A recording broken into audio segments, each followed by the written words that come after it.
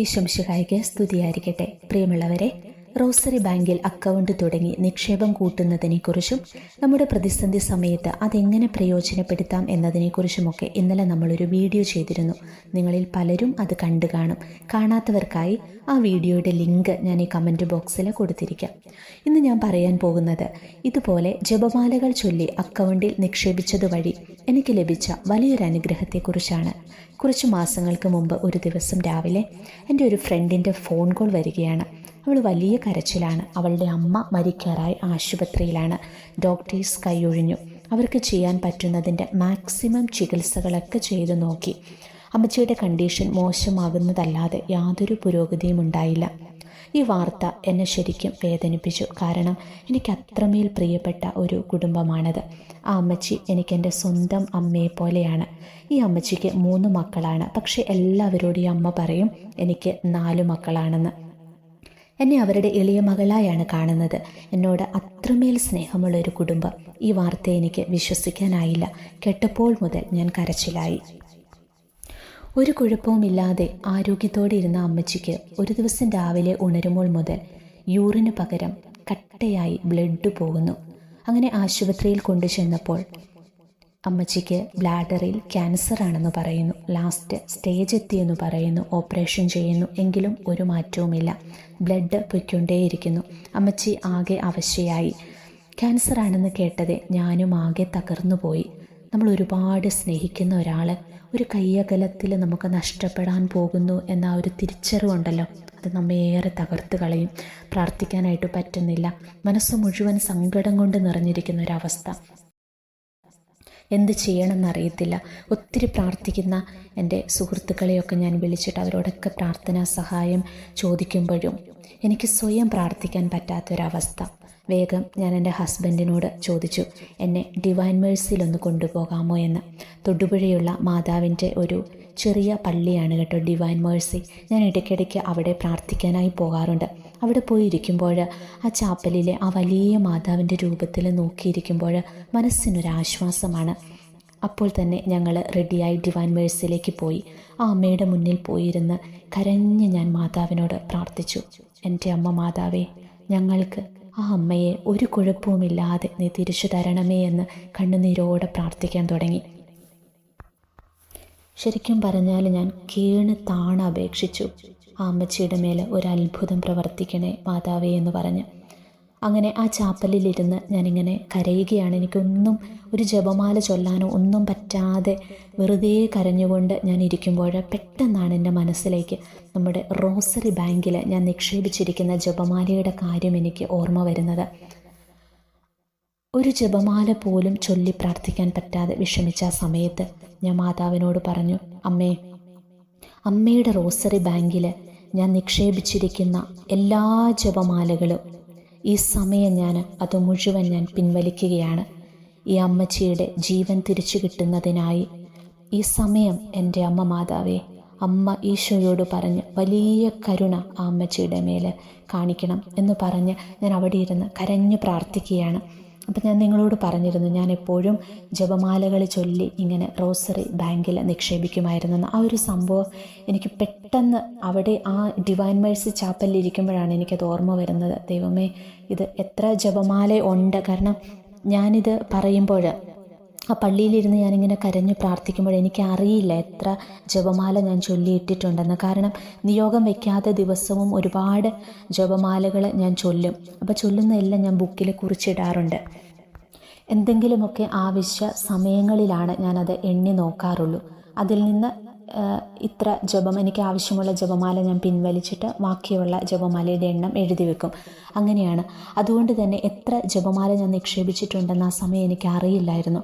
പ്രാർത്ഥന കഴിഞ്ഞ് വീട്ടിൽ തിരിച്ചെത്തിയപ്പോൾ ഞാൻ എണ്ണി നോക്കി 307 ജപമാലകളുണ്ടായിരുന്നു. അത് മുഴുവനും അമ്മച്ചിയുടെ ജീവൻ രക്ഷിക്കാനായിട്ട് ഞാൻ സമർപ്പിക്കുകയായിരുന്നു.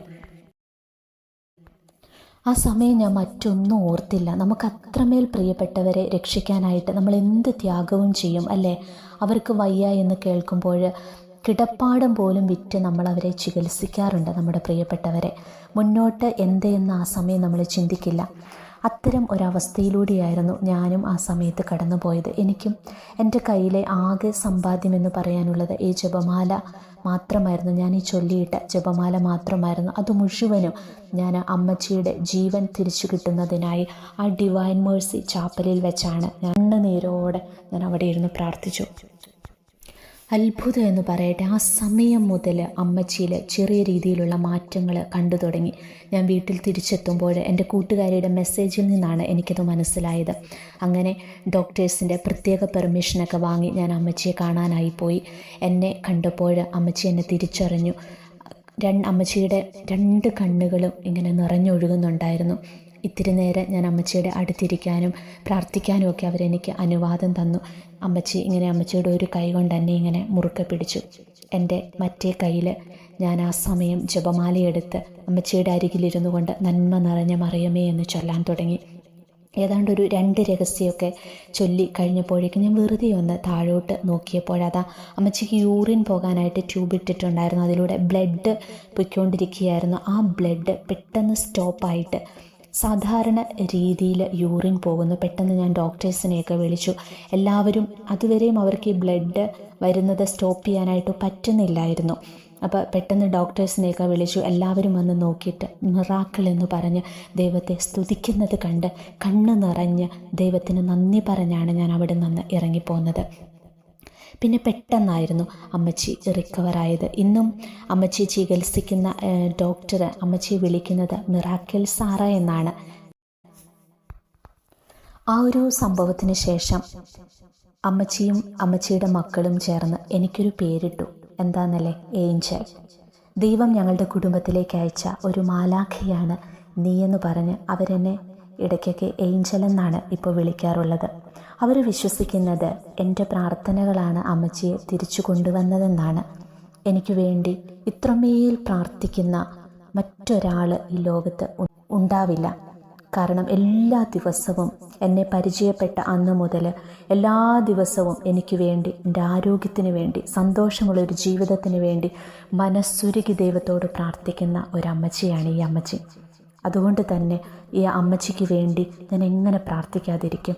ഇത്രയെങ്കിലും ഈ അമ്മച്ചിക്ക് വേണ്ടി ഞാൻ ചെയ്യണ്ടേ? ഞാനിത് പറഞ്ഞത് നിങ്ങൾക്ക് മനസ്സിലായി കാണും. ഞാനും ഈ ഒരു അമ്മയും തമ്മിലുള്ള ഒരു ആത്മബന്ധം, ഈ കുടുംബവുമായിട്ടുള്ള ഒരു ആത്മബന്ധം നിങ്ങൾക്ക് മനസ്സിലായി കാണും. അതിനുവേണ്ടിയാണ് ഞാനിത് പറഞ്ഞത്. ഈ ലോകത്ത് എനിക്ക് കിട്ടുന്ന ഏറ്റവും വലിയ സന്തോഷങ്ങൾ ഇതൊക്കെയാണ്. അതായത് നമുക്ക് വേണ്ടി പ്രാർത്ഥിക്കാൻ ആരെങ്കിലുമൊക്കെ ഉണ്ട് എന്ന് കേൾക്കുന്നത്, മറ്റുള്ളവരുടെ പ്രാർത്ഥനകളിൽ നമ്മൾ ഉണ്ട് എന്നറിയുന്ന ഒരു നിമിഷമുണ്ടല്ലോ, അതാണ് നമ്മുടെ ജീവിതത്തിലെ ഏറ്റവും സന്തോഷം നിറഞ്ഞ നിമിഷം. നമ്മുടെ ഈ അമ്മച്ചി പിറ്റേ ദിവസം വൈകുന്നേരത്തോടുകൂടി അമ്മച്ചി ഡിസ്ചാർജായി വീട്ടിലേക്ക് പോയി കേട്ടോ. വളരെ പെട്ടെന്നായിരുന്നു അമ്മച്ചിയിൽ പിന്നീടുണ്ടായ മാറ്റങ്ങളും. പെട്ടെന്ന് തന്നെ അമ്മച്ചി ഓക്കെയായി. ഇന്ന് വളരെ ആരോഗ്യത്തോടു കൂടി അമ്മച്ചി ഇരിക്കുന്നു. അമ്മച്ചിക്ക് ഒരു കുഴപ്പവുമില്ല. പൂർണ്ണ ആരോഗ്യവതിയാണ് അമ്മച്ചി.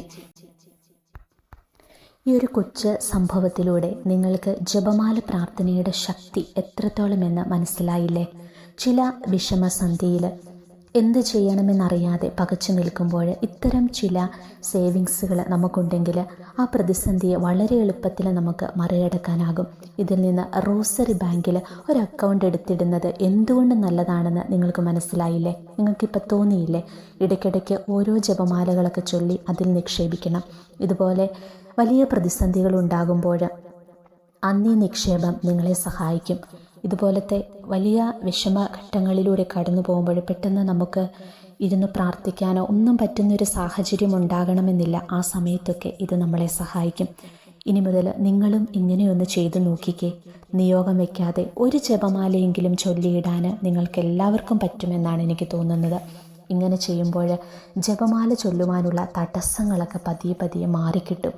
ജപമാല ചൊല്ലാനുള്ള വലിയ കൃപയും അഭിഷേകവും ഒക്കെ നമുക്ക് ലഭിക്കും. രഹസ്യങ്ങളൊന്നും ചൊല്ലാൻ പറ്റിയില്ലെങ്കിലും വേണ്ട, നിങ്ങൾക്ക് വെറുതെ 10 നന്മ നിറഞ്ഞ മറിയം വെച്ച് 5 തവണ ചൊല്ലുമ്പോൾ ഒരു കൊന്തയായില്ലേ? അങ്ങനെയെങ്കിലും നിങ്ങൾക്ക് ചൊല്ലാമല്ലോ.